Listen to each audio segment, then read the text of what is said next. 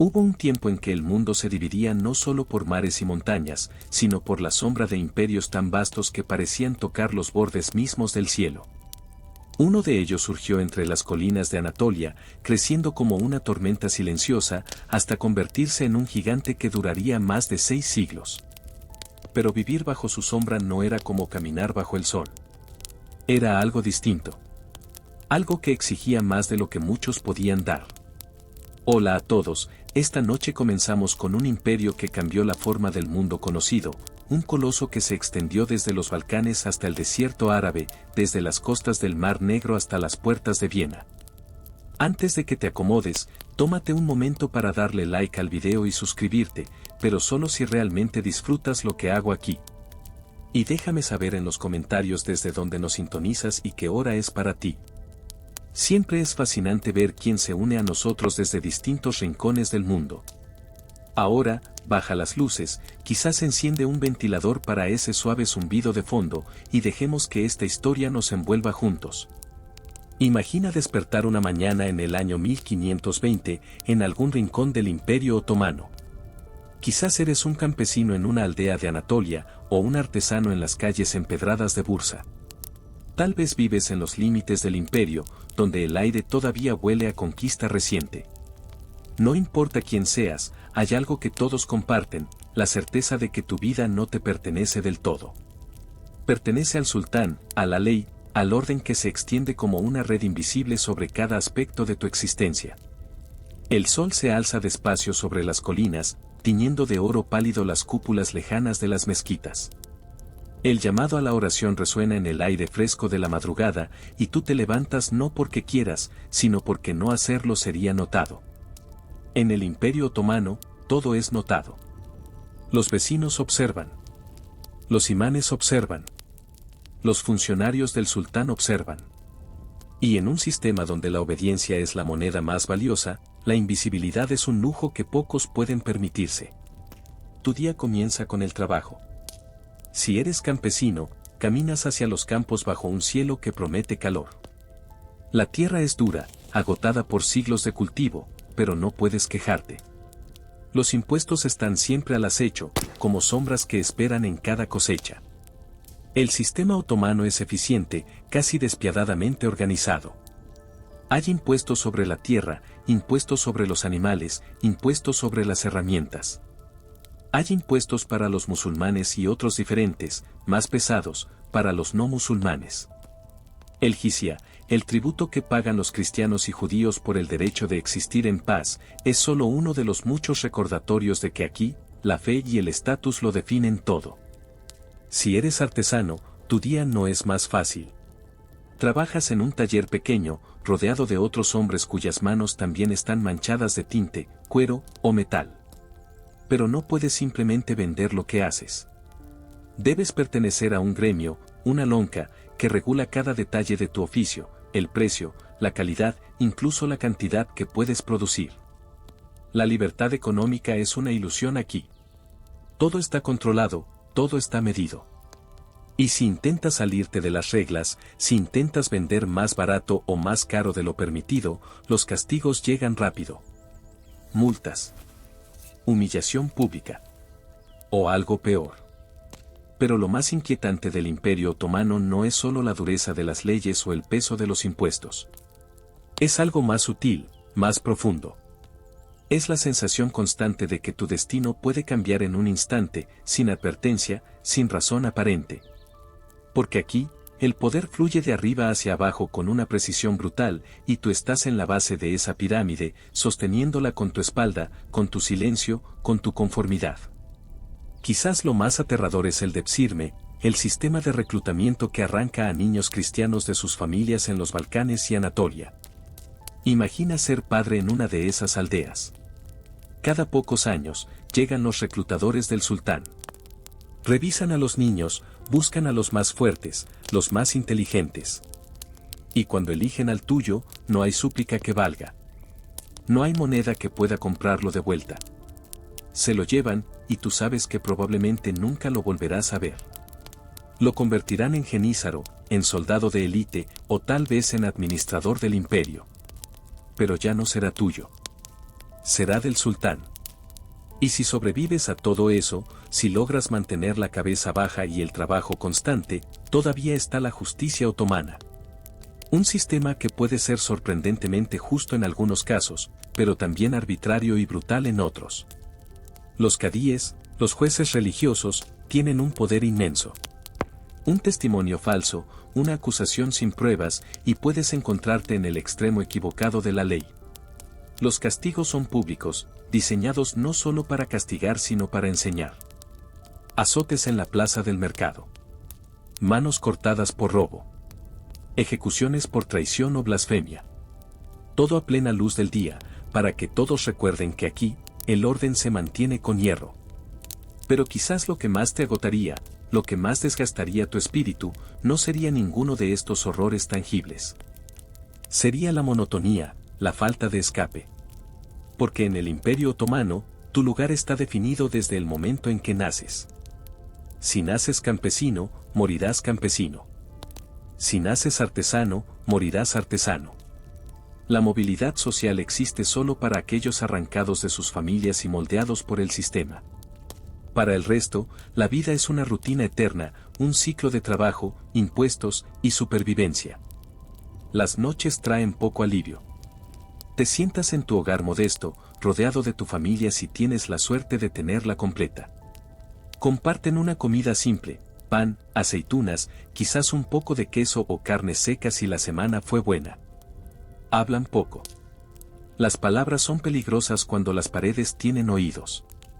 Y después, cuando la oscuridad se asienta y las calles se vacían, te acuestas sabiendo que mañana será igual.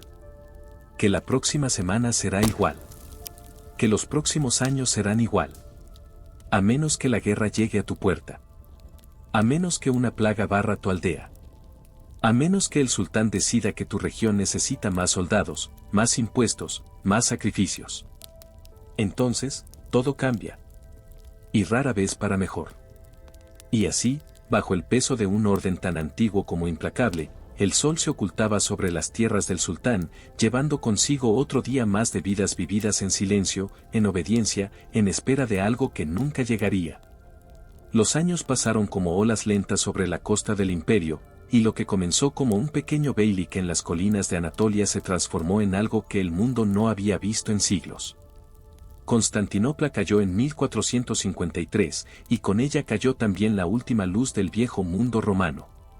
Las murallas que habían resistido 1000 años se rompieron bajo el estruendo de los cañones otomanos, y cuando el polvo se asentó, una nueva era había comenzado. La ciudad fue rebautizada como Estambul, el corazón palpitante de un imperio que ahora se extendía por 3 continentes. Pero para ti, habitante común de este vasto dominio, la grandeza del imperio no se siente como gloria. Se siente como presión. Como un peso invisible que nunca se levanta de tus hombros. Si vives en Estambul durante el siglo XVI, especialmente bajo el reinado de Suleimán el Magnífico, estás en el centro del mundo conocido. Las calles hierven de actividad, comerciantes armenios, mercaderes venecianos, peregrinos árabes, diplomáticos persas. Los bazares están repletos de sedas de China, especias de la India, oro de África. El aire huele a incienso, a pan recién horneado, a sudor de miles de cuerpos moviéndose en un laberinto de callejones estrechos. Es fascinante. Es abrumador. Y es peligroso. Porque en una ciudad tan densa, tan diversa, el control debe ser absoluto. Y lo es. Los genízaros patrullan las calles, sus uniformes distintivos y sus miradas frías recordándote que el orden se mantiene con espadas. Los espías del sultán, los oídos del imperio, están en todas partes. Pueden ser el vendedor de frutas en la esquina. El mendigo que duerme junto a la fuente. Tu propio vecino. Todos reportan. Todos observan. Y una palabra equivocada, una crítica susurrada sobre el sultán o sus políticas, puede enviarte directamente a las mazmorras del palacio de Topkapi. El palacio mismo es otro mundo. Sus muros encierran no solo al sultán, sino un universo entero de intrigas, poder y muerte silenciosa. Si por alguna razón terminas trabajando allí, como sirviente, como guardia, o peor aún, si fuiste llevado como parte del Devshirme y ahora sirves en la administración, descubres rápidamente que la cercanía al poder no trae seguridad.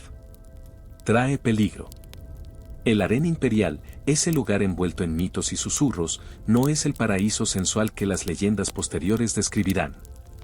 Es una jaula dorada donde cientos de mujeres viven en una jerarquía brutal, compitiendo por la atención del sultán, por influencia, por supervivencia. Las madres de los príncipes traman unas contra otras, porque saben que solo uno de sus hijos puede heredar el trono. Y cuando un nuevo sultán asciende al poder, la tradición es clara y aterradora: todos sus hermanos deben morir. Es la ley de la fraternidad, diseñada para prevenir guerras civiles. Pero lo que previene en guerra, lo derrama en sangre fría. Si eres genízaro, has sido moldeado desde niño para ser la élite militar del imperio. Te arrancaron de tu familia cristiana en los Balcanes, te convirtieron al Islam, te entrenaron hasta que tu cuerpo era un arma y tu voluntad estaba quebrada. Ahora sirves al sultán con lealtad absoluta. O al menos, eso es la teoría. Porque con el tiempo, los genízaros se vuelven un poder en sí mismos. Un poder que incluso los sultanes deben temer. Y cuando no están satisfechos, cuando los pagos se retrasan o las campañas fracasan, se rebelan. Voltean sus famosos calderos en señal de protesta. Y a veces, destituyen sultanes. A veces, los matan. Pero incluso si no estás en el palacio, incluso si tu vida transcurre lejos de Estambul, el poder del sultán te alcanza. Su red administrativa, el sistema de timares y zanjas, divide el imperio en unidades manejables, cada una supervisada por gobernadores y funcionarios que responden directamente a la sublime puerta, el gobierno central. Cada funcionario tiene cuotas que cumplir, impuestos que recolectar, soldados que reclutar, orden que mantener. Y si tu región no cumple, si la cosecha fue mala o si hubo resistencia, las consecuencias caen sobre todos. Las campañas militares son constantes. El imperio está siempre en guerra, con los safávidas en el este, con los Habsburgo en el oeste, con los mamelucos en el sur. Y cada campaña necesita hombres. Muchos hombres. Si eres un sipay, un jinete feudal que recibe tierra a cambio de servicio militar, debes presentarte cuando el sultán llama. No hay excusas. Dejas tu hogar, tu familia, y marchas hacia batallas que pueden durar meses, años. Muchos no regresan. Sus tierras pasan a otros.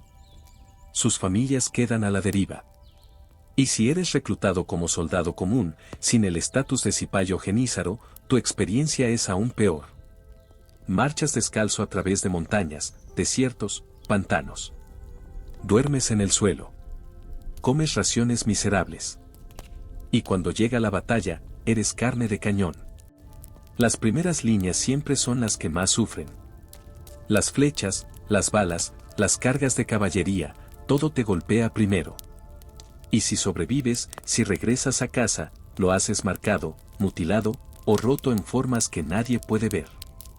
Pero quizás lo más sofocante de todo es la religión. No es que el Islam en sí sea opresivo, para muchos, es fuente de consuelo, comunidad, identidad. Pero en el Imperio Otomano, la religión no es solo fe. Es ley.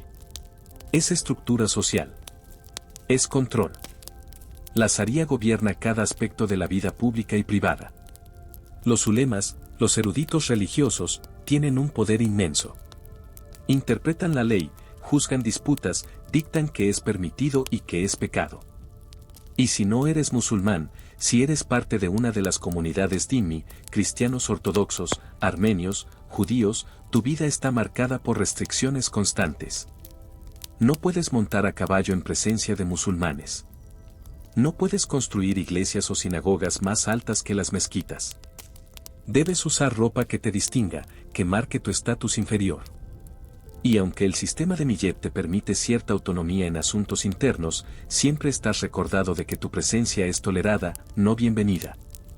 Que tu seguridad depende de la benevolencia del sultán, y esa benevolencia puede evaporarse en cualquier momento. Los pogromos son raros pero no imposibles. Las acusaciones de blasfemia, de espionaje, de deslealtad, pueden surgir de la nada. Y cuando lo hacen, la turba no pregunta. Quema. Saquea. mata. Y las autoridades, si intervienen, lo hacen tarde. Siempre tarde. Y así, bajo el esplendor de cúpulas doradas y el eco de campanas y llamados a la oración, la vida continúa. Los mercados se llenan al amanecer. Los niños corren por callejones estrechos. Las mujeres lavan ropa en fuentes públicas. Los hombres regatean por el precio del pan, del aceite, de la vida misma. Y todos, absolutamente todos, miran hacia arriba, hacia el palacio en la colina, hacia el trono donde se sienta un hombre que tiene el poder de elevar o destruir con una sola palabra. Y ninguno de ellos, ni el más rico comerciante ni el más humilde mendigo, puede escapar de esa sombra. Y mientras el imperio alcanzaba su cenit, brillando con un esplendor que cegaba al mundo, las grietas ya comenzaban a formarse en los cimientos, invisibles aún, pero presentes, esperando el momento de abrirse. Hubo un tiempo, un breve y resplandeciente momento en la historia del Imperio Otomano, en que todo parecía posible. Era la era de Suleimán, el magnífico para los occidentales, el legislador para su propio pueblo. Las fronteras del imperio se extendían desde las puertas de Viena hasta las arenas de Yemen, desde las costas de Argelia hasta las montañas del Cáucaso. El mundo miraba hacia Estambul con una mezcla de temor y admiración. Y dentro de ese vasto dominio, la vida florecía en formas que parecían desafiar la dureza de las épocas anteriores. Pero florecer en el Imperio Otomano nunca significó ser libre. Si caminas por Estambul en los años 1550, lo que ves es belleza. Verdadera, innegable belleza. El arquitecto Mimar Sinan ha comenzado a dejar su huella en la ciudad. Sus mezquitas se alzan como montañas de piedra y luz, con cúpulas que parecen flotar en el aire, con minaretes que perforan el cielo como lanzas de mármol. La mezquita de Suleimaniyye está en construcción, destinada a convertirse en el corazón espiritual del imperio. Cada columna, cada azulejo, cada caligrafía tallada en sus muros es una declaración: aquí, el Islam ha alcanzado su máxima expresión terrenal. Y sin embargo, si te acercas lo suficiente, si observas a los hombres que construyen estas maravillas, ves algo distinto. Ves espaldas encorvadas bajo el peso de bloques de piedra. Ves manos agrietadas y sangrantes. Ves rostros marcados por el agotamiento, por años de trabajo bajo el sol implacable. Porque la gloria del imperio se construye con sudor anónimo, con vidas consumidas en el anonimato de los andamios y las canteras. Los bazares están en su apogeo. El Gran Bazar de Estambul es un mundo en sí mismo, miles de tiendas, decenas de miles de comerciantes, un laberinto cubierto donde la luz del sol se filtra a través de tragaluces y crea patrones dorados en el suelo de piedra. Aquí puedes encontrar cualquier cosa. Alfombras persas tejidas con hilos de seda y oro. Espadas damasquinas que brillan como agua bajo la luna. Especias de lugares tan lejanos que sus nombres apenas se pueden pronunciar. Esclavos también. Hileras de hombres, mujeres y niños, encadenados, esperando ser comprados como ganado. Porque sí, la esclavitud está en todas partes. Es parte del tejido del imperio. Los esclavos vienen de las guerras, de las incursiones, de los mercados de África y Europa del Este. Algunos terminan en los palacios, sirviendo a los ricos. Otros en los campos, trabajando hasta morir. Y los más jóvenes, los más afortunados en cierto sentido retorcido, son absorbidos por el sistema de Psirme y convertidos en genízaros o administradores. Pero la mayoría vive y muere sin nombre, sin historia, sin tumba que los recuerde. Si eres un comerciante exitoso, quizás un miembro de una de las grandes familias mercantiles, tu vida es más cómoda.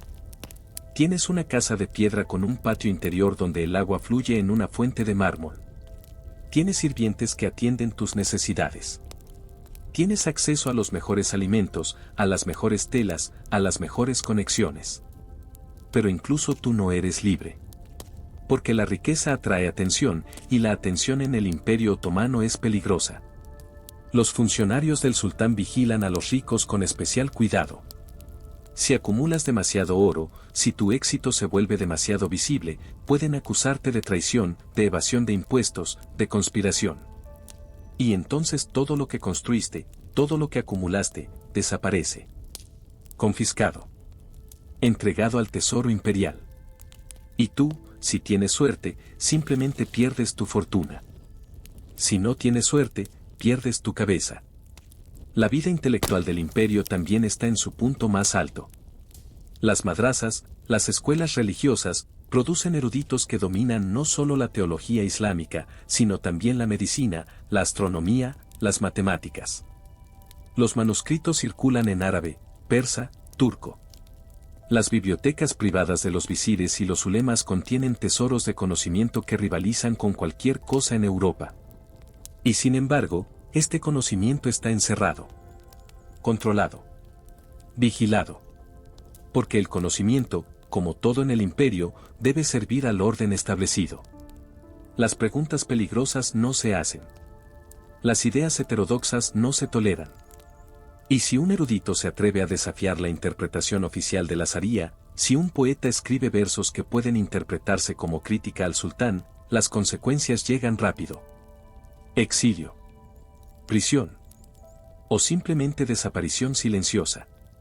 Las mujeres del imperio viven en un mundo aún más restringido.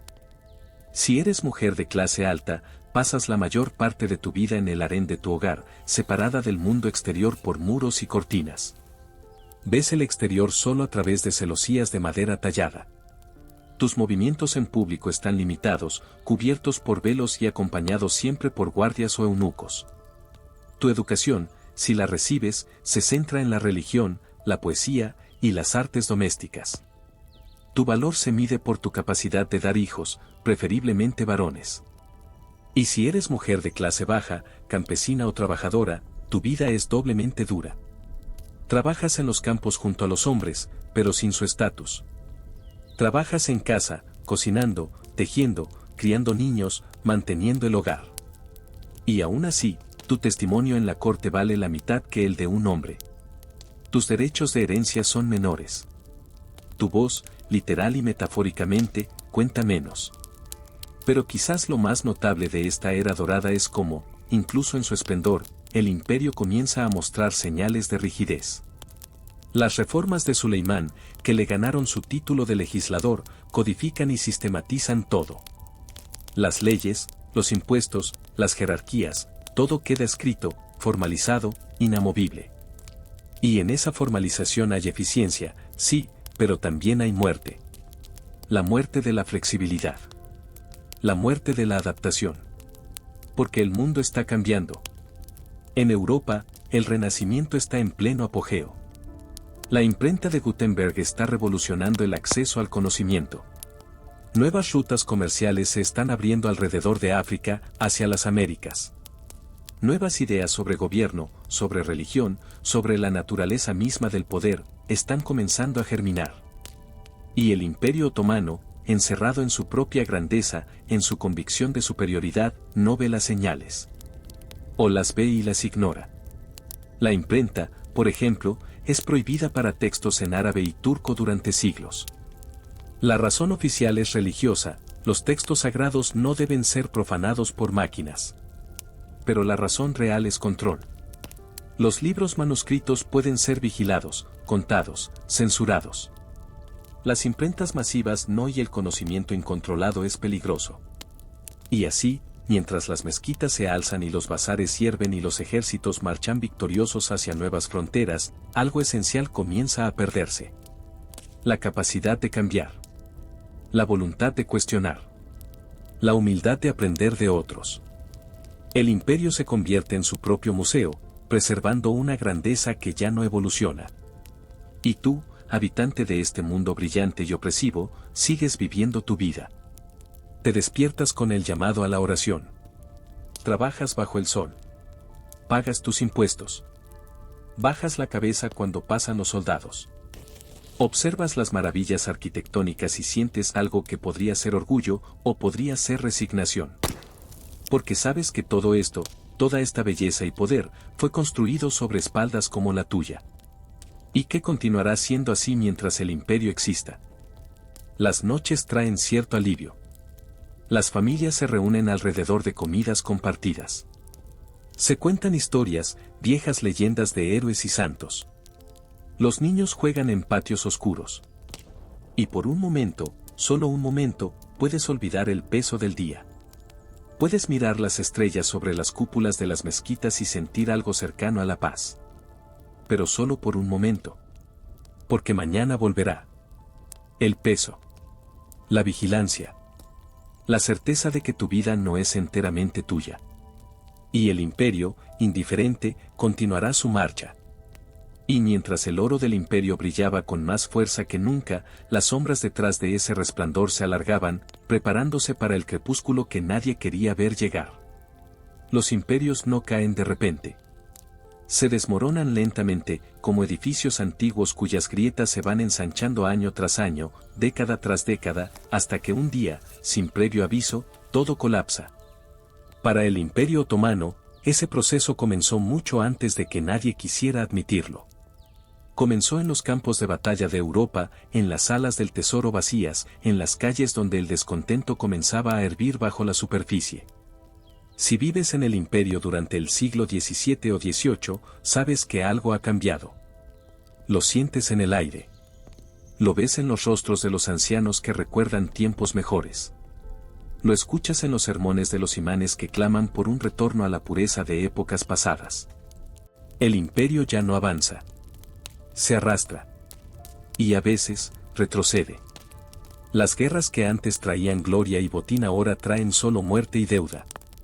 La Gran Guerra Turca de 1683 termina en desastre cuando el asedio de Viena fracasa estrepitosamente. Los ejércitos otomanos, que una vez hicieron temblar a Europa, son rechazados, perseguidos, derrotados. Los tratados que siguen son humillantes. Territorio perdido. Tributos pagados. Prestigio destrozado. Y para ti, el ciudadano común, esto significa una cosa, más impuestos. Porque las guerras cuestan y alguien debe pagar. Los impuestos, que ya eran pesados, se vuelven insoportables. Los recaudadores llegan a las aldeas con mayor frecuencia, con mayor brutalidad.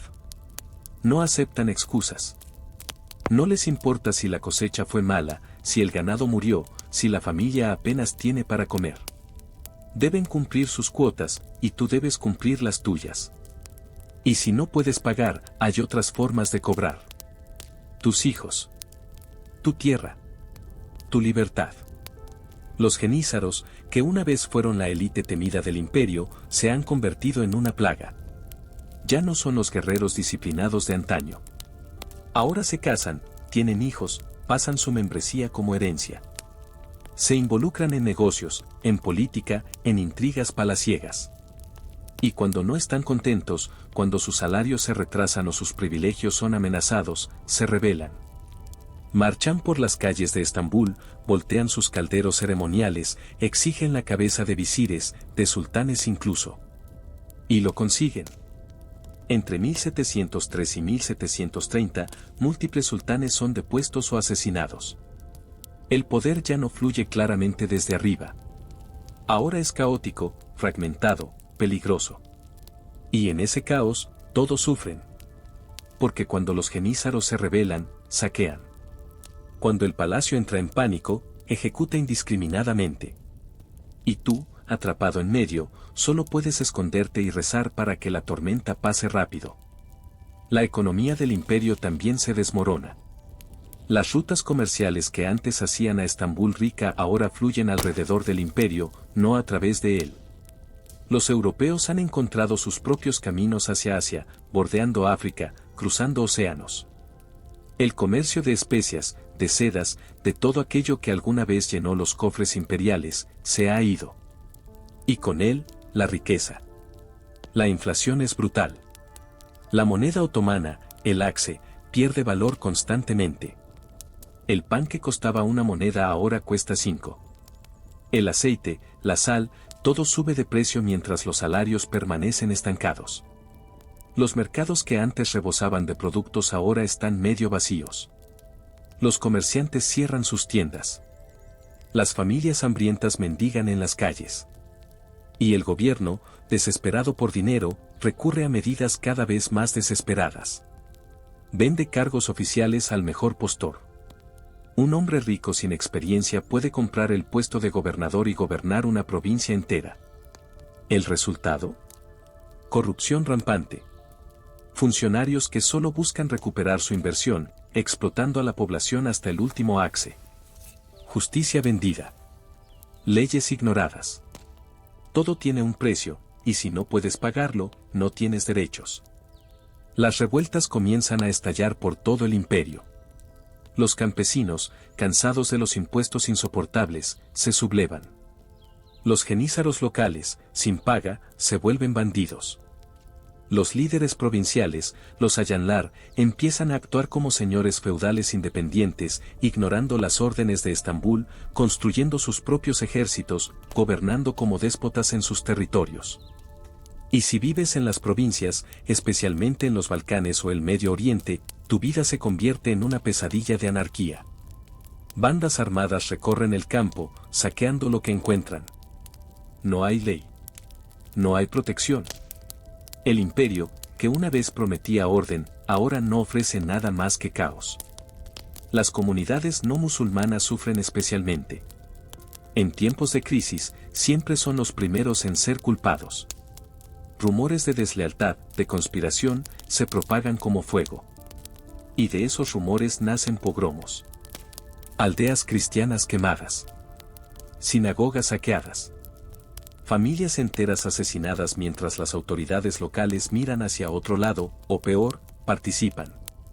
Y dentro de todo este desorden, los sultanes intentan reformas.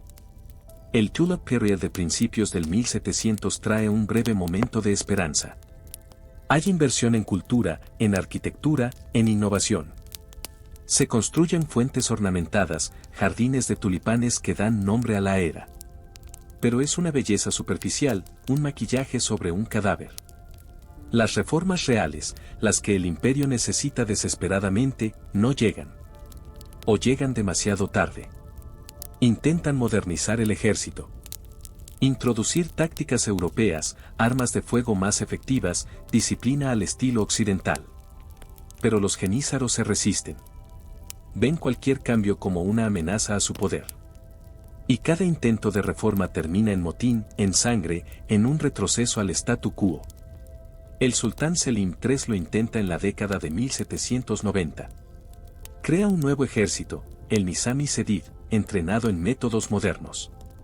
Pero los genízaros se rebelan. Lo deponen. Ejecutan a sus reformadores.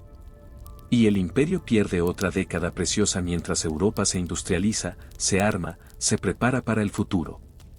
Y tú, viviendo a través de todo esto, sientes el mundo desmoronándose a tu alrededor. Tu padre te contaba historias de cuando el imperio era fuerte, de cuando ser otomano significaba algo. Pero ahora, ser otomano significa sobrevivir. Significa mantener la cabeza baja mientras el mundo se desintegra. Significa criar a tus hijos sabiendo que su futuro será probablemente peor que tu presente. Las plagas llegan con más frecuencia. La peste, el cólera, barren ciudades enteras. Los hospitales están abrumados o directamente no existen. Los médicos son escasos, y los que hay a menudo no saben más que supersticiones medievales. La gente muere en las calles, y los cuerpos se apilan porque no hay suficientes personas vivas para enterrarlos. Las hambrunas también son frecuentes. Una mala cosecha, una sequía, una invasión de langostas, y regiones enteras se hunden en la inanición. Los caminos se llenan de refugiados, familias enteras caminando sin rumbo, buscando alimento, buscando seguridad, sin encontrar ninguna. Y mientras todo esto sucede, Europa mira. Los diplomáticos europeos en Estambul envían informes a sus capitales: el Imperio Otomano se está muriendo. Es solo cuestión de tiempo. Y comienzan a planear cómo dividirse los despojos. La cuestión oriental, la llaman. ¿Qué hacer con el hombre enfermo de Europa? Pero para ti, no es una cuestión geopolítica. Es tu vida. Es la aldea donde naciste, la casa que construiste, la familia que amas.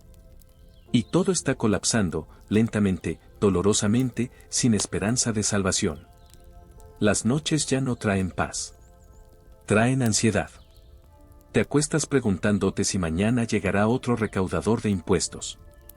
Otro reclutador militar. Otra banda de saqueadores. Te preguntas cuánto tiempo más puedes sostener esto. cuánto tiempo más antes de que todo simplemente termine. Y el imperio, agonizante pero aún vasto, sigue respirando. Cada respiración más débil que la anterior. Y así, bajo cielos cada vez más oscuros, el gran coloso que una vez hizo temblar al mundo se tambaleaba hacia su ocaso, llevando consigo las vidas de millones que nunca pidieron nacer bajo su sombra. Hay algo extraño en presenciar el final de un mundo. No sucede con estruendo, no hay una fecha marcada en el calendario donde todo simplemente se detiene. En cambio, es un proceso lento, casi imperceptible al principio, como la luz del día que se desvanece en el crepúsculo. Primero pierdes los detalles pequeños. Luego las certezas. Y finalmente, cuando ya no queda nada que perder, pierdes la esperanza misma. El siglo XIX llega al Imperio Otomano como una sentencia final. Las reformas del Tanzimat intentan una última transformación desesperada. Se proclaman decretos que prometen igualdad para todos los súbditos, musulmanes y no musulmanes. Se establecen códigos legales modernos, sistemas educativos nuevos, un ejército reformado. En el papel, el imperio está modernizándose. En la realidad, está desangrándose. Porque cada reforma llega con resistencia. Los tradicionalistas la ven como traición a los valores islámicos. Los nacionalistas emergentes, árabes, griegos, armenios, la ven como demasiado poco, demasiado tarde. Y tú, atrapado en medio, ves solo más caos, más incertidumbre, más razones para temer el mañana. Las provincias del imperio comienzan a desprenderse como hojas muertas de un árbol otoñal. Grecia se independiza en 1830. Serbia, Rumanía, Bulgaria siguen. Egipto se vuelve autónomo en todo menos en nombre. Y con cada pérdida territorial, el imperio se encoge, se debilita, se vuelve más vulnerable. Si vives en los últimos años del imperio, especialmente durante la Primera Guerra Mundial, tu experiencia es de total devastación. El imperio se alía con Alemania, apostando todo en una última jugada desesperada por recuperar su grandeza. Y pierde. Pierde terriblemente. Los frentes de batalla están por todas partes. Gallipoli, donde cientos de miles mueren defendiendo los estrechos. El Cáucaso, donde el frío y las balas rusas acaban con ejércitos enteros. Mesopotamia, Palestina, donde los británicos avanzan implacables. Y en cada frente, eres tú quien sangra. Tú, el campesino arrancado de su hogar y enviado a morir en tierras que nunca has visto. El hambre llega a todos los rincones del imperio. Las rutas de suministro están cortadas. Los británicos bloquean los puertos. La agricultura colapsa porque todos los hombres jóvenes están en el frente. Las ciudades se llenan de viudas y huérfanos mendigando por pan. Los ancianos mueren de inanición en sus propias casas. Y los niños, con sus ojos grandes y vacíos, aprenden demasiado pronto lo que significa la palabra hambre. Y luego está la oscuridad más profunda. Los genocidios. La deportación y masacre de armenios, asirios, griegos pónticos. Cientos de miles, quizás más de 1 millón, asesinados o marchados hacia la muerte en los desiertos. Es un horror que mancha los últimos años del imperio con sangre que nunca se lavará. Y aunque muchos otomanos comunes no participan, aunque muchos incluso intentan ayudar a sus vecinos, el sistema, el gobierno, la maquinaria imperial, ejecuta esta atrocidad con eficiencia burocrática. Y si sobrevives a la guerra, si regresas a lo que queda de tu hogar, encuentras un mundo irreconocible. Estambul está ocupada por tropas aliadas. Soldados británicos, franceses, italianos, griegos, patrullan las calles que una vez fueron el corazón del imperio. El sultán es poco más que un títere. El palacio de Topkapi, que una vez irradiaba poder absoluto, ahora es solo un museo de gloria muerta. Y entonces llega Mustafa Kemal, el que será conocido como Atatürk. Un general que se niega a aceptar la derrota. Organiza una resistencia en Anatolia. Lucha contra los griegos, contra los aliados, contra el sultán mismo. Y contra todas las probabilidades, gana. Pero su victoria no es la del Imperio Otomano. Es la muerte oficial del imperio y el nacimiento de algo completamente nuevo, la República de Turquía. En 1922, el sultán huye en un barco de guerra británico. La dinastía que gobernó durante más de 6 siglos termina no con una batalla épica, sino con un anciano aterrado escapando en la noche. Y en 1924, el califato mismo, la última conexión con el legado islámico del imperio, es abolido. Más de 1000 años de historia borrados con un decreto. Para ti, si viviste para ver este momento, es difícil saber qué sentir. ¿Alivio? ¿Tristeza? ¿Confusión? El imperio era cruel, opresivo, agotador. Pero también era lo único que conocías. Era la estructura que daba forma a tu vida, por terrible que fuera. Y ahora se ha ido. Y tú te quedas en un mundo nuevo que no entiendes, con reglas nuevas que no pediste, con un futuro incierto que asusta tanto como promete. Los últimos veteranos del imperio se reúnen en cafés, hombres ancianos con medallas oxidadas y memorias que nadie más quiere escuchar. Hablan de batallas que pelearon, de sultanes que sirvieron, de un mundo que ya no existe. Y los jóvenes los escuchan con educación, pero sin comprensión real. Porque para ellos, el Imperio Otomano es historia. Es algo en libros de texto, no algo que vivieron, que sintieron, que los marcó. Las mezquitas que Mimar Sinan construyó todavía están en pie. Los bazares todavía hierven de actividad. Las calles de Estambul todavía llevan los nombres de lugares que una vez fueron otomanos. Pero el espíritu, el alma del imperio, se ha desvanecido como humo. Y quizás eso es lo más triste de todo. No que el imperio cayera, porque todo cae eventualmente. Sino que cayera tan completamente que incluso su memoria se volvió borrosa. Que las generaciones que vinieron después solo conocieran las leyendas doradas o las condenas totales, nunca la realidad compleja de lo que realmente fue vivir bajo esa sombra. Porque fue terrible, sí. Fue opresivo, sí. Pero también fue humano. Fue millones de vidas vividas día a día, amando, trabajando, soñando, sufriendo. Fue madres criando hijos. Fue artesanos perfeccionando su oficio. Fue poetas escribiendo versos a la luz de velas. Fue todo lo hermoso y horrible que los humanos son capaces de ser, concentrado en un sistema que duró más que muchas civilizaciones enteras. Y ahora, todo lo que queda son las brasas. Recuerdos que se enfrían. Historias que se cuentan cada vez con menos frecuencia. Edificios que se erosionan lentamente bajo el paso del tiempo. Quizás tú, el último habitante de ese mundo, te sientas en algún rincón tranquilo de lo que fue el imperio. Quizás miras el sol ponerse sobre una mezquita antigua, y por un momento, solo un momento, puedes ver lo que fue. Puedes escuchar los llamados a la oración que resonaban 5 veces al día. Puedes oler el pan horneándose en los hornos comunales.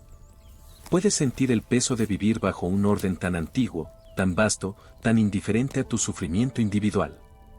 Y luego el momento pasa. El sol termina de ponerse. La oscuridad llega.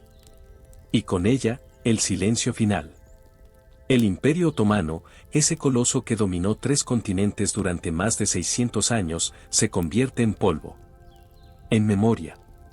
En lecciones que quizás nadie aprenda. En advertencias que probablemente nadie escuche. Y el mundo sigue girando, indiferente, llevando consigo nuevos imperios, nuevas tiranías, nuevas víctimas que vivirán sus propias versiones de la misma historia antigua. Pero por esta noche, por este momento tranquilo antes del sueño, podemos recordar. Podemos honrar a aquellos que vivieron y murieron bajo esa sombra imperial. No porque fueran héroes. No porque fueran villanos. Sino simplemente porque fueron humanos. Como nosotros. Tratando de sobrevivir. Tratando de encontrar algo de belleza en la oscuridad. Tratando de dejar algo, lo que sea, que diga, estuve aquí. Existí. Mi vida significó algo. Y así, mientras las últimas brasas de aquel vasto imperio se enfriaban bajo el peso de los siglos, el mundo giraba silenciosamente bajo las estrellas, llevando sus historias hacia la quietud eterna del olvido, donde todos los imperios, al final, encuentran su descanso. Gracias por acompañarme en este viaje a través de las sombras del Imperio Otomano. Si disfrutaste esta historia, déjame saber en los comentarios qué otros imperios o épocas te gustaría explorar. Hasta la próxima noche, que descanses bien. Desde el momento en que los humanos aprendieron a desear, aprendieron también a sufrir. Y desde el momento en que aprendieron a sufrir por amor no correspondido, comenzaron a buscar formas de torcer el destino, de obligar al corazón de otro a latir al ritmo del suyo. Así nacieron los hechizos de amor, tan antiguos como la escritura misma, tan persistentes como el anhelo humano. No eran solo palabras susurradas en la oscuridad. Eran actos de desesperación, de fe, de locura silenciosa. Imagina una noche en la antigua Babilonia, hace más de 4000 años. Una mujer camina sola por las calles oscuras de la ciudad, su manto cubriendo su rostro, sus pasos rápidos pero silenciosos. En sus manos lleva una tablilla de arcilla, todavía húmeda, todavía maleable. Sobre ella ha grabado palabras con un estilete de caña, palabras que nadie más debe leer. Es un hechizo de amor, uno de los más antiguos que la humanidad haya registrado. La tablilla invoca a Istar, la diosa del amor y la guerra, pidiéndole que incline el corazón de un hombre hacia ella. Las palabras son específicas, casi violentas en su intensidad: que no pueda dormir sin pensar en mí. Que no pueda comer sin desearme. Que su paz se convierta en tormento hasta que me busque. No es una súplica suave. Es una demanda. Un intento de controlar, de poseer, de forzar algo que debería ser libre. Ella llegará a un templo en ruinas, o quizás a un cruce de caminos, lugares donde se dice que el velo entre los mundos es más delgado. Enterrará la tablilla allí, ofrecerá libaciones de vino o miel, y luego esperará. Esperará a que la magia haga su trabajo, a que el hombre que ocupa sus pensamientos finalmente la mire con los ojos que ella desea ver. Pero lo que ella no sabe, lo que ninguno de ellos sabe en estas épocas antiguas, es que está participando en algo mucho más grande que su propio anhelo. Está perpetuando una tradición que se extenderá por milenios, que cruzará culturas, idiomas, continentes. Los hechizos de amor serán escritos en papiros egipcios, en pergaminos griegos, en grimoires medievales. Y todos dirán esencialmente lo mismo: haz que me ame. Haz que no pueda resistirse. En el antiguo Egipto, los hechizos de amor alcanzaron niveles de complejidad que rozan lo macabro. Los papiros mágicos que sobreviven, documentos que datan de los siglos 3 y 4 después de Cristo, contienen instrucciones detalladas y perturbadoras.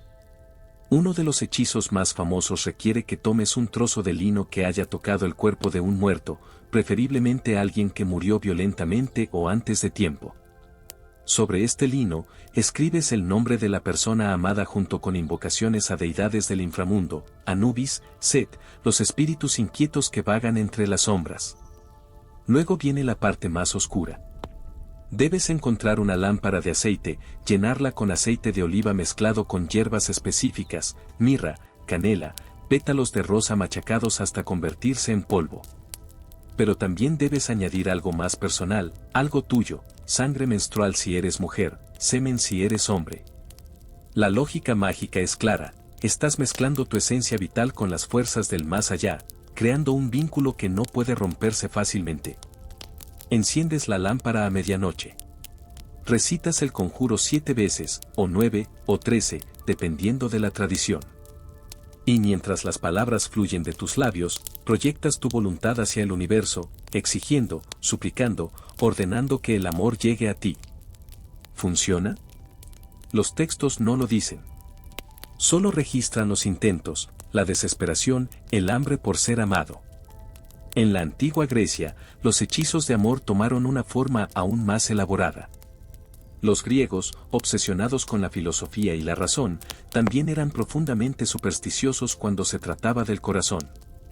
Los papiros mágicos griegos, colecciones de hechizos reunidos a lo largo de siglos, contienen algunos de los rituales de amor más detallados y extraños de la antigüedad. Uno de estos hechizos requiere que captures a un murciélago vivo. Debes matarlo de una manera específica, generalmente ahogándolo en agua de manantial, y luego extraer su corazón. Este corazón, pequeño y oscuro, se convierte en el centro de tu ritual.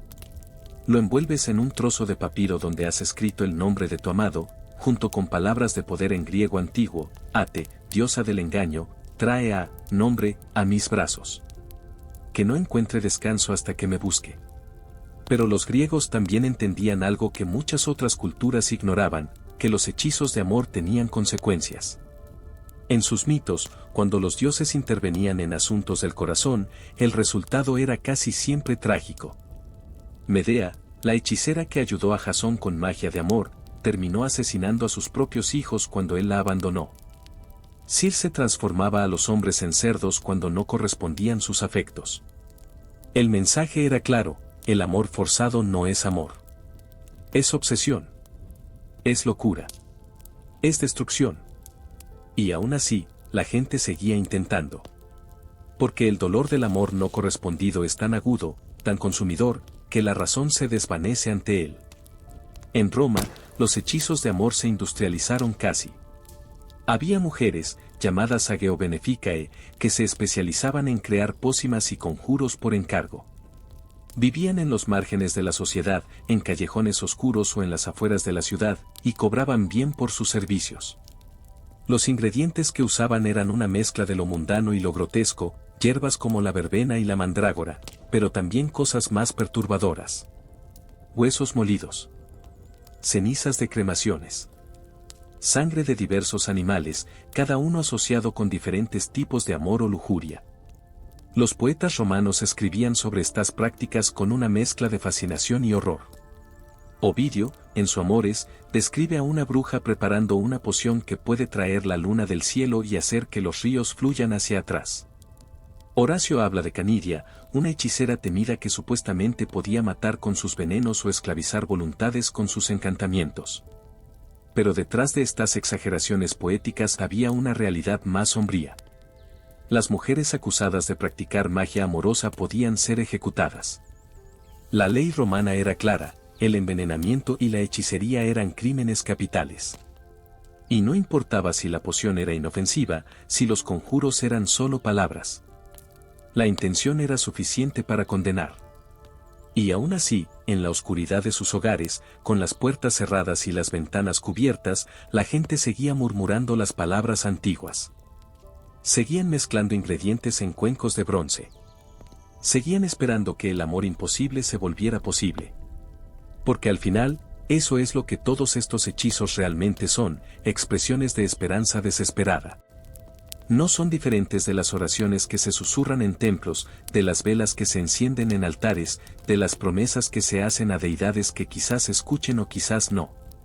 Son intentos de humanos frágiles de controlar lo incontrolable, de entender lo incomprensible, de forzar al universo a inclinarse ante su voluntad.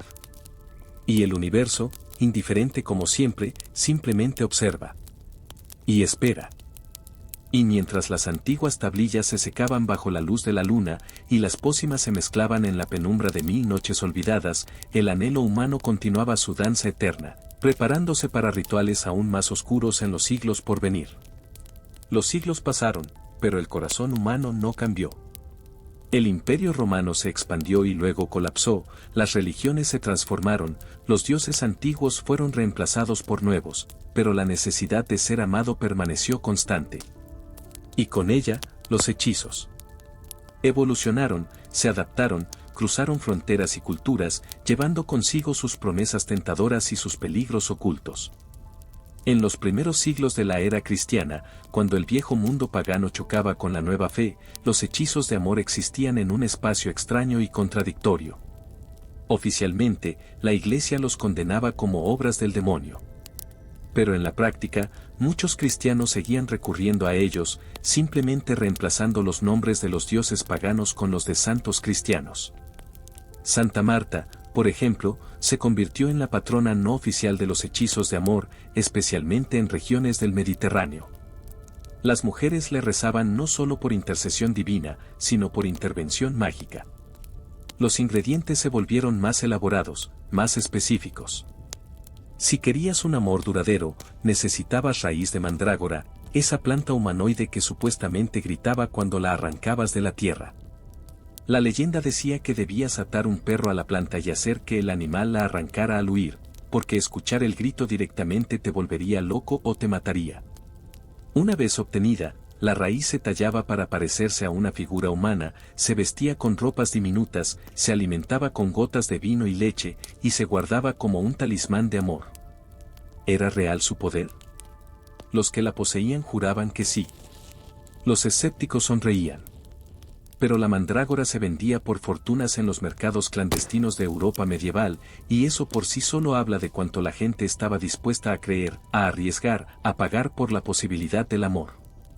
En Persia y el mundo islámico medieval, los hechizos de amor tomaron formas diferentes pero igualmente fascinantes. Los textos árabes de magia, como el Picatrix o el Shams al-Ma'arif, contenían elaborados rituales astrológicos combinados con invocaciones a espíritus llamados jinn. Estos seres, hechos de fuego sin humo según el Corán, podían ser convocados y, con las palabras correctas y las ofrendas adecuadas, obligados a servir. Un hechizo típico de esta tradición requería que esperaras a que Venus, el planeta del amor, estuviera en una posición astrológica favorable. Entonces, bajo esa luz celestial, escribías el nombre de tu amado en un trozo de pergamino con tinta especial hecha de azafrán, agua de rosas y tu propia sangre. Plegabas el pergamino de una manera específica, 7 veces, mientras recitabas versos del Corán mezclados con invocaciones ad jinn particulares conocidos por influir en los corazones. El pergamino luego se envolvía en seda verde, el color sagrado del Islam, y se escondía cerca de donde la persona amada dormía o trabajaba. La teoría era que los jinn llevarían tu deseo directamente al corazón de esa persona, tejiendo sueños de ti en sus noches, pensamientos de ti en sus días, hasta que la resistencia se desmoronara. Pero los textos también advertían, los jinn no son siervos confiables. Son caprichosos, a veces maliciosos. Pueden cumplir tu deseo de maneras que nunca anticipaste, con consecuencias que nunca deseaste. Un cuento popular árabe cuenta de un hombre que usó magia jinn para conquistar a una mujer. Ella se enamoró de él con una obsesión tan violenta que no podía dejarlo ni por un momento. Lo seguía, lo vigilaba, se consumía de celos por cada mirada que él daba a otra persona. Él había pedido amor, y lo obtuvo. Pero lo que recibió fue una prisión más efectiva que cualquier cadena de hierro. En la Europa medieval, especialmente durante los siglos XII y XIII, surgieron los grimoires, libros de magia que circulaban en copias manuscritas entre aquellos que podían leer y se atrevían a poseer tales textos. El Clavícula de Salomón, el libro de San Cipriano, el Enchiridion, todos contenían secciones dedicadas a hechizos de amor. Estos libros no eran para los débiles de corazón. Sus instrucciones eran meticulosas y aterradoras. Un hechizo del clavícula requería que, durante la noche de luna nueva, fueras a un cementerio y recogieras tierra de la tumba de un muerto reciente. Esa tierra, cargada con la energía de la transición entre vida y muerte, se mezclaba con hierbas específicas, damiana para la lujuria, jazmín para el amor romántico, artemisa para los sueños proféticos. Pero había más. Necesitabas un objeto personal de la persona amada, un mechón de cabello era lo ideal, pero también servía un trozo de tela que hubiera tocado su piel o incluso tierra de sus pisadas. Este objeto se envolvía en la mezcla de tierra y hierbas y luego se enterraba en una bolsita de cuero rojo, cosida con hilo negro mientras recitabas el nombre de tu amado una y otra vez, como un mantra hipnótico. La bolsita se guardaba cerca de tu corazón durante 9 días. Cada noche, a medianoche, la sostenías entre tus manos y susurrabas tus deseos, tus anhelos, todo lo que querías que esa persona sintiera por ti. Y al 9º día, la bolsita se enterraba bajo el umbral de tu casa, para que cada vez que la persona pasara sobre ella, el hechizo se reforzara. ¿Funcionaba? Los testimonios varían. Algunos juraban que sí, que habían visto cambios dramáticos en el comportamiento de sus amados. Otros decían que no había pasado nada. Y algunos pocos, susurraban que había funcionado demasiado bien, que el amor que obtuvieron no era natural, no era sano, que había algo roto en los ojos de la persona hechizada. Las curanderas y las sabías de los pueblos medievales eran las guardianas de este conocimiento. Mujeres, casi siempre mujeres, que vivían en los márgenes de la sociedad. No eran brujas malvadas como las que aparecerían en los juicios posteriores, sino figuras respetadas en sus comunidades, consultadas en secreto cuando la medicina convencional fallaba, cuando el amor parecía imposible, cuando la desesperación no dejaba otra opción. Ellas conocían las hierbas. Sabían cuándo recogerlas, la verbena debía cortarse al amanecer del solsticio de verano, la ruda solo bajo la luna llena, la flor de saúco nunca debía tocarse con hierro. Sabían las palabras, oraciones cristianas pronunciadas al revés, nombres de ángeles caídos susurrados en latín corrupto, encantamientos tan antiguos que nadie recordaba de dónde venían. Y cobraban. A veces en monedas, a veces en favores, a veces simplemente en la satisfacción de ver a otra alma desesperada encontrar alivio, aunque fuera ilusorio. Pero estas mujeres también conocían el costo. Sabían que jugar con el libre albedrío de otra persona era peligroso, no solo legalmente sino espiritualmente. Muchas de ellas, en sus momentos de honestidad, admitían que los hechizos de amor más poderosos no eran los que forzaban el amor, sino los que simplemente abrían puertas. Un encantamiento para aumentar tu atractivo, para darte confianza, para hacer que brillaras un poco más en presencia de tu amado. Esos eran los hechizos seguros, los éticos. Pero cuando alguien llegaba verdaderamente desesperado, cuando habían perdido toda esperanza y estaban dispuestos a pagar cualquier precio, las curanderas sacaban los rituales más oscuros. Y una vez iniciados, no había vuelta atrás. En las regiones eslavas, los hechizos de amor tomaron formas únicas, mezclando elementos cristianos ortodoxos con paganismo eslavo ancestral. Había un ritual particularmente perturbador que involucraba hornear pan con una gota de tu sangre menstrual mezclada en la masa. Se creía que si lograbas que tu amado comiera de ese pan, su voluntad se vincularía a la tuya. Era una forma de magia simpática, así como el pan se consume y se convierte en parte del cuerpo, tu esencia se convertiría en parte de él. En Escandinavia, las volvas, las hechiceras nórdicas, usaban runas talladas en hueso o madera. Cada runa tenía un significado, un poder. Para el amor, usaban combinaciones específicas, jevo, regalo, intercambio, bunjo, alegría, kenaz, pasión. Estas runas se tallaban en amuletos que se regalaban a la persona amada o se grababan en secreto en objetos que ellos usarían. Y mientras se tallaban, se cantaban galdrar, cantos mágicos que invocaban a Freyja, la diosa del amor, o a veces a entidades más oscuras, espíritus de la tierra y el bosque que no siempre tenían las mejores intenciones. Y en todas estas tradiciones, en todas estas culturas, había un hilo común, el reconocimiento de que el amor no puede ser realmente forzado sin consecuencias. Los hechizos podrían generar obsesión, lujuria, fascinación. Pero el amor verdadero, ese sentimiento profundo y libre que todos anhelamos, ese permanecía esquivo. Porque el amor verdadero requiere dos voluntades libres eligiendo mutuamente. Y cuando una de esas voluntades está encadenada por magia, lo que obtienes no es amor. Es solo una sombra. Una imitación. Un eco hueco de lo que debería ser. Y esa sombra, con el tiempo, siempre revelaba su verdadera naturaleza. Y así, mientras los siglos avanzaban y los secretos se transmitían en susurros de maestra a aprendiz, de abuela a nieta, el mundo comenzaba a volverse más peligroso para quienes guardaban estos conocimientos antiguos. Hubo una época, entre los siglos XIV y XVII, en que el conocimiento mágico floreció en la oscuridad. Era una era de contradicciones, la razón comenzaba a despertar en las universidades, pero la superstición alcanzaba su punto más alto en las aldeas. Los alquimistas buscaban transformar plomo en oro, pero también destilaban elixires de amor en sus laboratorios secretos. Los monjes copiaban textos sagrados durante el día, y algunos, en la privacidad de sus celdas, copiaban grimoides durante la noche. Los hechizos de amor en esta época alcanzaron niveles de complejidad casi científicos. Ya no eran solo rituales simples con hierbas y oraciones. Se convirtieron en operaciones elaboradas que requerían conocimiento de astrología, alquimia, numerología, y lo que entonces se llamaba filosofía natural. Los practicantes serios estudiaban durante años antes de intentar los rituales más poderosos. Uno de los grimoides más influyentes de este periodo era el libro de San Cipriano, atribuido falsamente a un santo cristiano pero claramente de origen mucho más oscuro. Sus páginas, escritas en latín arcano mezclado con hebreo cabalístico, contenían lo que prometía ser el hechizo de amor definitivo.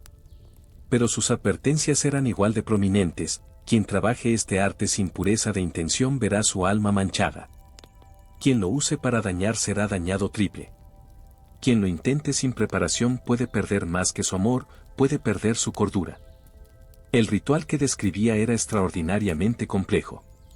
Comenzaba con un ayuno de 3 días, durante los cuales solo podías beber agua de manantial y comer pan sin sal. Tu cuerpo debía purificarse, volverse un recipiente limpio para las fuerzas que ibas a invocar. Durante estos 3 días, tampoco podías hablar mentiras, mostrar ira, o tener pensamientos impuros más allá de tu amor por la persona que deseabas. Al tercer día, a medianoche exactamente, debías entrar a un círculo que hubieras trazado previamente con sal consagrada. Dentro del círculo, 4 velas en los puntos cardinales, blanca al norte, tierra, roja al sur, fuego, azul al oeste, agua, amarilla al este, aire. En el centro, un quinto elemento, tu sangre, 3 gotas sobre un pergamino virgen donde habías escrito el nombre completo de tu amado en tinta fabricada con pétalos de rosa macerados en vino tinto durante una luna llena.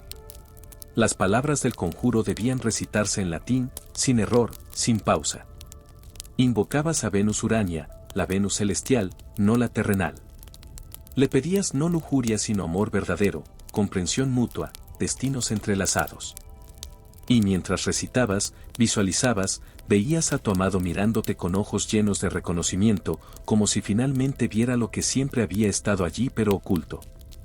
Veías sus manos buscando las tuyas. Veías un futuro compartido desplegándose como un camino dorado bajo sus pies. El pergamino luego se doblaba en forma de corazón, se sellaba con cera roja en la que habías presionado tu pulgar, dejando tu huella digital como firma. Este paquete se guardaba en una caja de madera de cedro, nunca de hierro, nunca de plata, porque esos metales podían interferir con las energías sutiles. Y la caja se escondía en un lugar secreto, nunca revelado a nadie, porque si alguien más la encontraba y la abría, el hechizo se rompería catastróficamente. ¿Y luego qué? Luego esperabas. El libro decía que los efectos comenzarían dentro de la siguiente luna nueva. La persona amada comenzaría a pensar en ti más frecuentemente. Te buscaría sin entender completamente por qué. Los sueños la visitarían, sueños donde tú eras el protagonista. Y gradualmente, durante las siguientes semanas, su resistencia se erosionaría como piedra bajo agua constante hasta que el amor floreciera naturalmente. O al menos, eso era lo que el libro prometía. La realidad era generalmente más ambigua. Algunos practicantes juraban que funcionaba, pero admitían que era imposible saber si era la magia o simplemente su propia transformación durante el ritual, la confianza que ganaban, el propósito, el brillo en sus ojos que venía de creer que eran dignos de amor.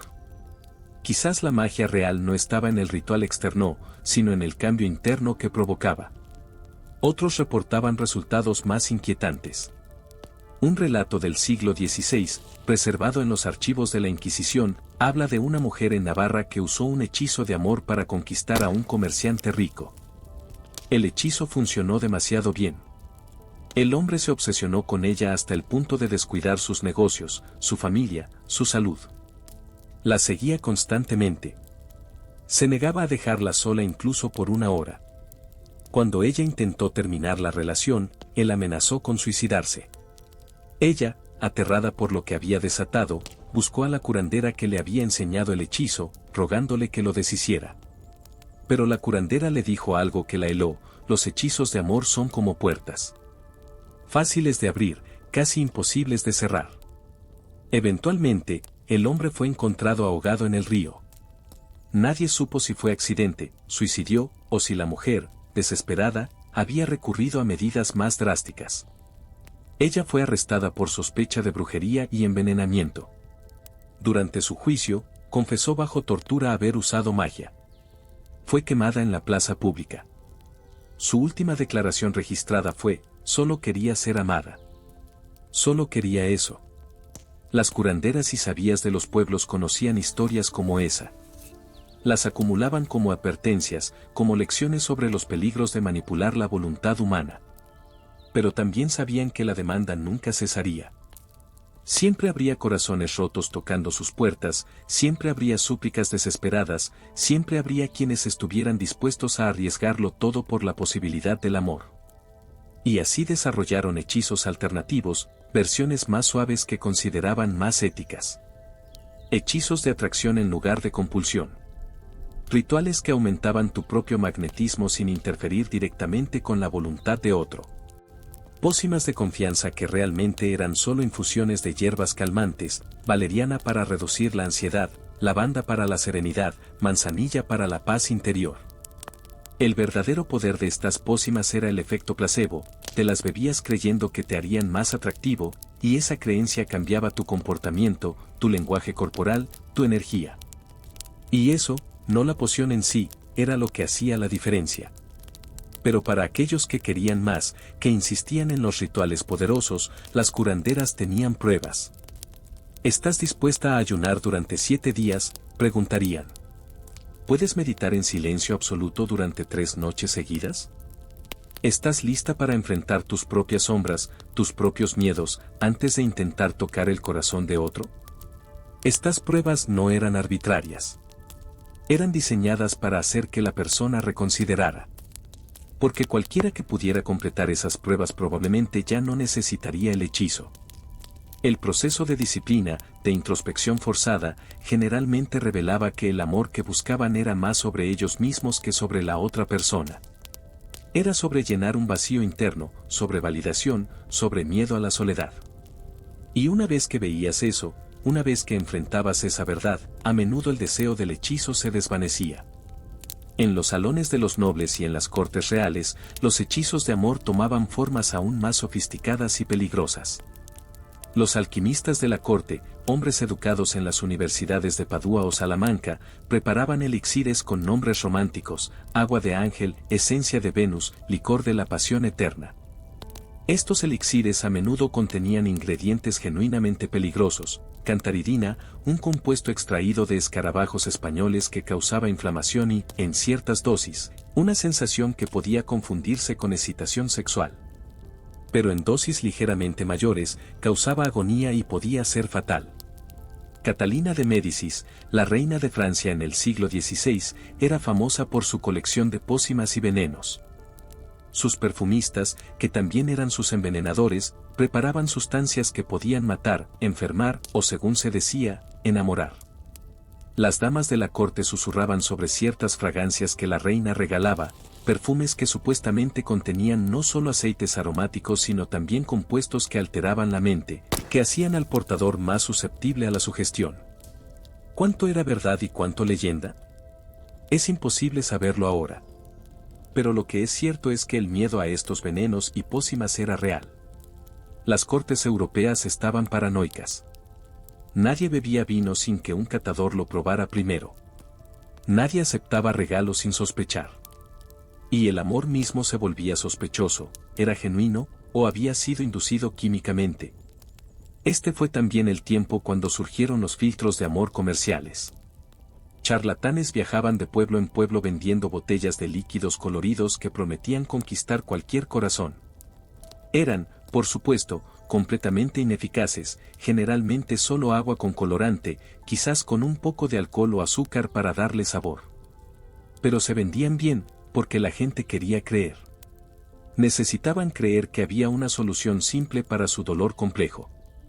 Y en las sombras, las verdaderas practicantes seguían su trabajo.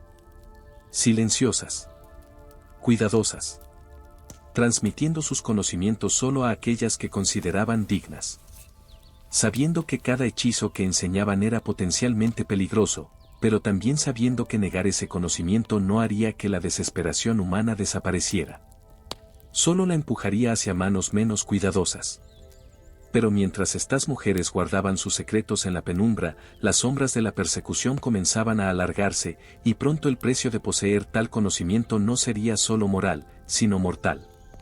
El mundo cambió en el siglo XV, y no para mejor.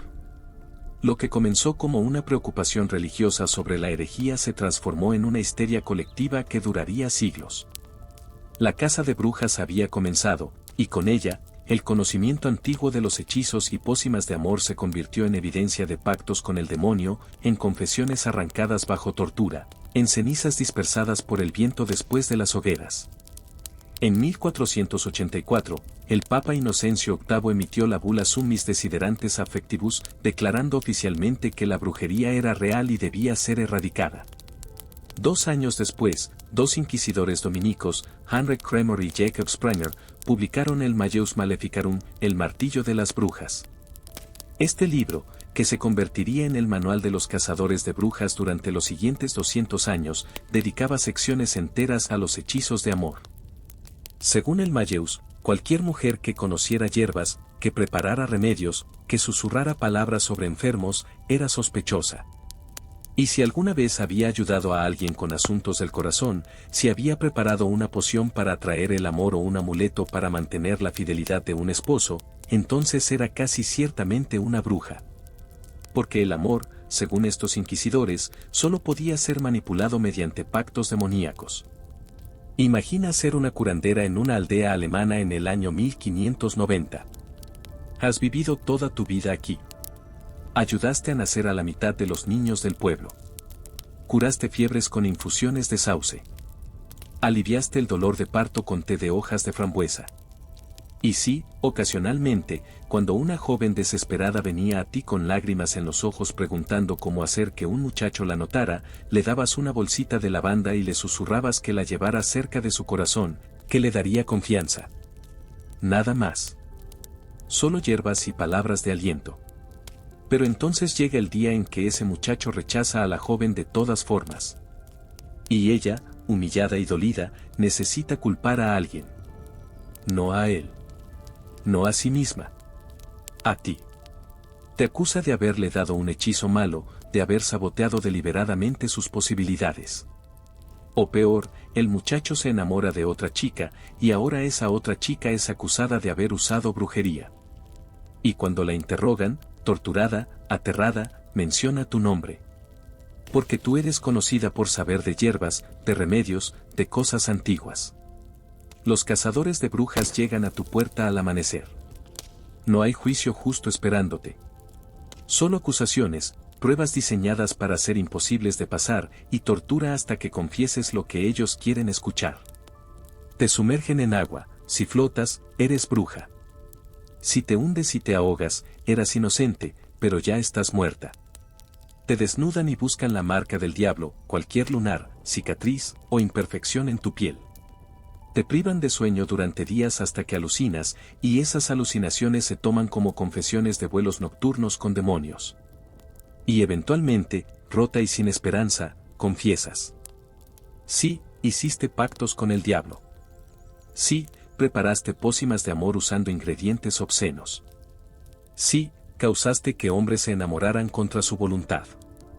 Sí, sí, sí a todo lo que quieren escuchar. Porque el dolor tiene que terminar de alguna manera, y si la única forma es a través de la hoguera, entonces que sea rápido. Las estadísticas son aterradoras. Entre 1450 y 1750, se estima que entre 40.000 y 60.000 personas fueron ejecutadas por brujería en Europa. Algunas estimaciones llegan hasta 100.000. La gran mayoría eran mujeres. Y muchas, muchísimas, fueron acusadas en parte por su conocimiento de hierbas medicinales y hechizos de amor. En Escocia, las actas de los juicios por brujería están llenas de casos relacionados con magia amorosa. En 1590, Agnes Sampson fue acusada de conspirar para matar al rey James V usando magia. Pero entre las acusaciones estaban también que había preparado encantamientos de amor para varias mujeres del pueblo. Bajo tortura con el Piggy Winks, un dispositivo que aplastaba los dedos, confesó todo. Fue estrangulada y luego quemada. Su crimen real probablemente no fue más que ser una partera habilidosa que conocía remedios tradicionales. En Salem, Massachusetts, en 1692, aunque la histeria allí se centró más en posesión demoníaca que en hechizos de amor, las transcripciones de los juicios ocasionalmente mencionan acusaciones de hacer que hombres se enfermen de amor o causar que esposas abandonen a sus maridos. La lógica era siempre la misma: si algo malo sucedía en el ámbito del amor o el matrimonio, y había una mujer sospechosa cerca, ella debía ser la culpable. Y así, el conocimiento se escondió más profundamente. Las mujeres que sabían las viejas formas dejaron de enseñarlas abiertamente. Los grimoires fueron quemados o enterrados. Las recetas se memorizaron en lugar de escribirse. Y cuando se transmitían, era con advertencias severas: nunca admitas que sabes esto. Nunca lo hagas públicamente. Nunca dejes que te vean. Pero la demanda no desapareció. El amor no se volvió menos doloroso solo porque los hechizos se volvieron ilegales. Así que las prácticas continuaron, en secreto absoluto, con más miedo pero con igual desesperación. En las regiones católicas del sur de Europa, donde la Inquisición tenía poder absoluto, los hechizos de amor se disfrazaban de prácticas religiosas.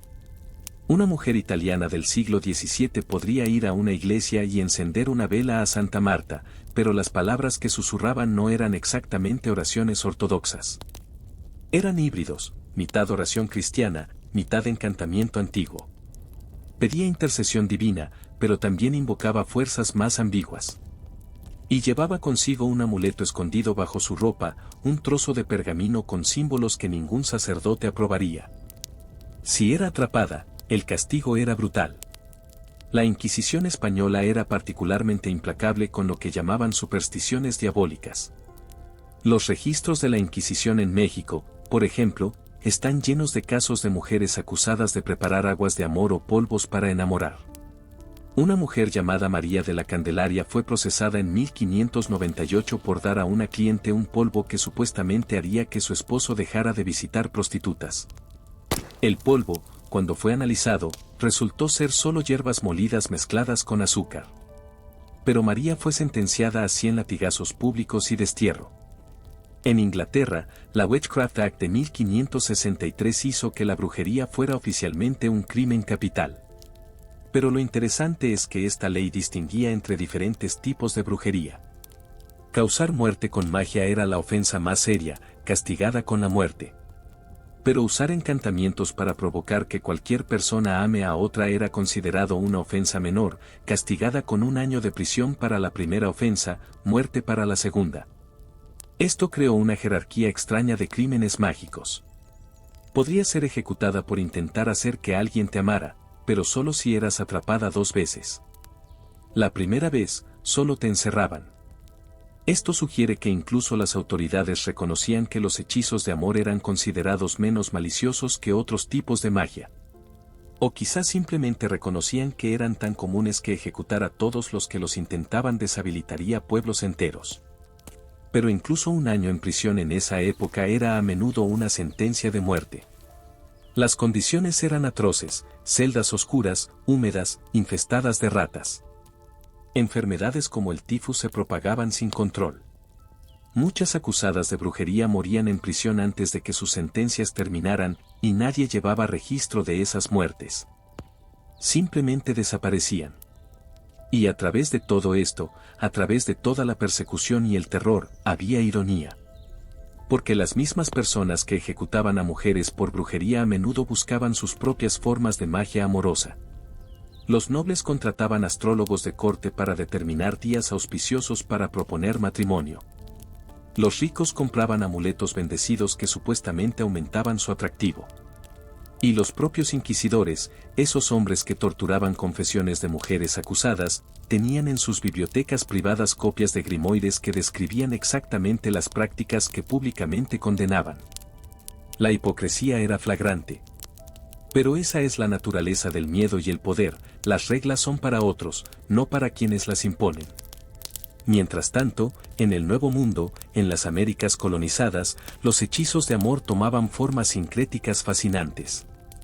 Los esclavos africanos llevados por la fuerza a través del Atlántico traían consigo sus propias tradiciones mágicas. En el Caribe y Brasil, estas tradiciones se mezclaron con prácticas indígenas y con el catolicismo impuesto por los colonizadores, creando sistemas como el vudú, la santería, el candomblé.